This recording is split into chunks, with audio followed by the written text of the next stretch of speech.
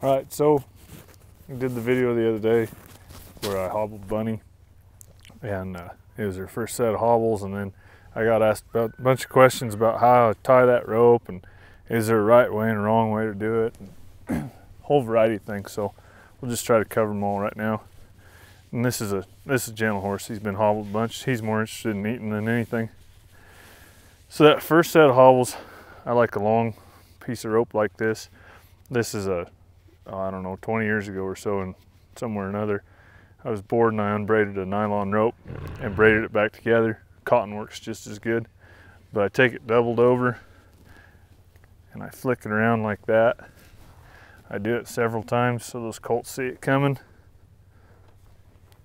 Get that loop.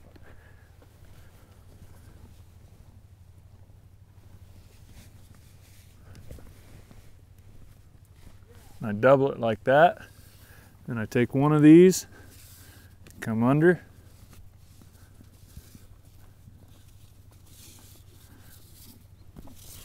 and then I just tie a square knot. And then in that I put a half hitch over that, just because they'll be dragging that around. Otherwise they'll step on the slack, pull it loose. Those first couple sets of hobbles, I like to hobble them about that wide, where it's real comfortable for them to stand, where they feel, where they want to stand naturally. So that way they feel like they can move their feet around. If you hobble them too tight, them first few hobblings, they'll learn to hop. And once they learn to hop, then they learn that they can go just as fast at a hop as they can without those on. And you also run the risk of them running that hind foot through the hobbles and somersaulting. But if you have it wide like this, they just learn to kind of step around is all. So that's the first way I hobble them. And forever and ever, I learned this way from a little Mexican kid in Agua Prieta named Hugo a couple of years ago. That's how he showed me how he does it. Prior to that, I did it like this.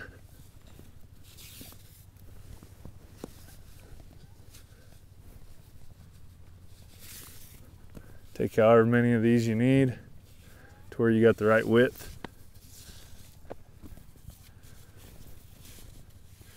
And then same deal, tie a square knot. I do it the way Hugo showed me because it's faster. You have your head down here, less likely to get kicked.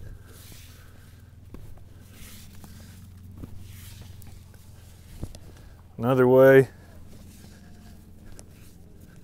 I've done it, and it works really good, especially on a real bronchi horse. And it's why I made these in the first place with the loop around there. The Honda of that rope. You get it flicked around here.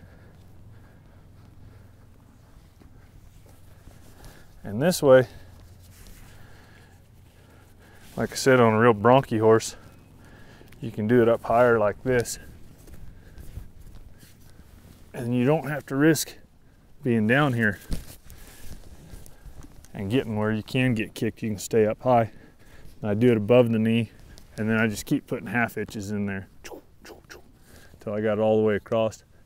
You do it above the knee, and as they move around, it slips down. Even if you want to do it below the knee, you're still doing it this way.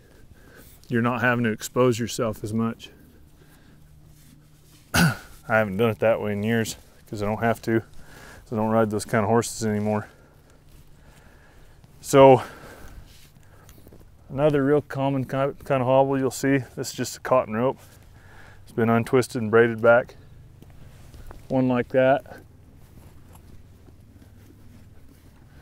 Guy commonly just put some twists in there.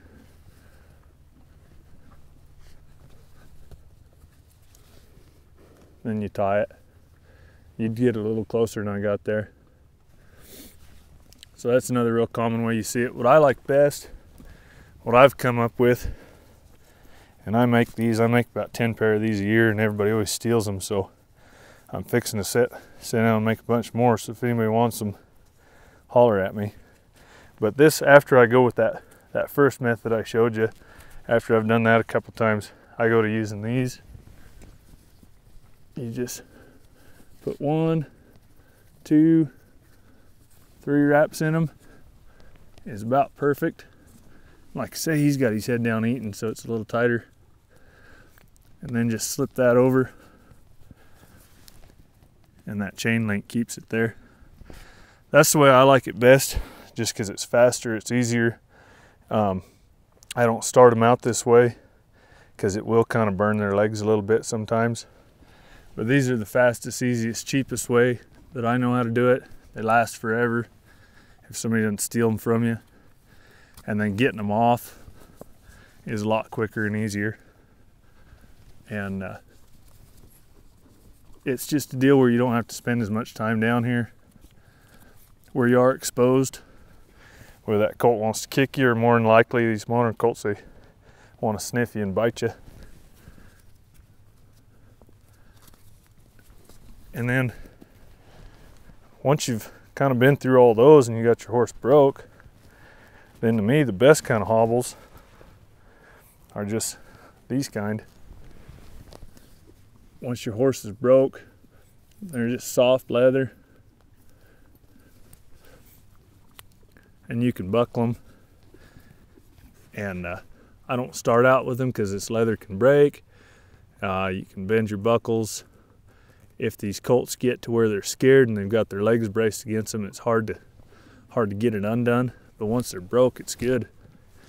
The only thing I'll say about these leather hobbles is a lot of guys will hobble them loose like this. It's called grazer hobbles, and they end up down here, and those horses end up walking around with them, chewing on somebody else's saddle and stuff like that. It just irritates the heck out of me. So if I'm using these, it's gonna be tough with his head up down there eating. If I'm using these, I like them about like that. But that's only on a broke horse that knows not to jump around. Of course, I don't leave this out. Because when they're closer like this, you run the risk of them running that hind foot through there. So I only use these and get it that close. Once they're broke and they know better, they'll just stand and be quiet. But these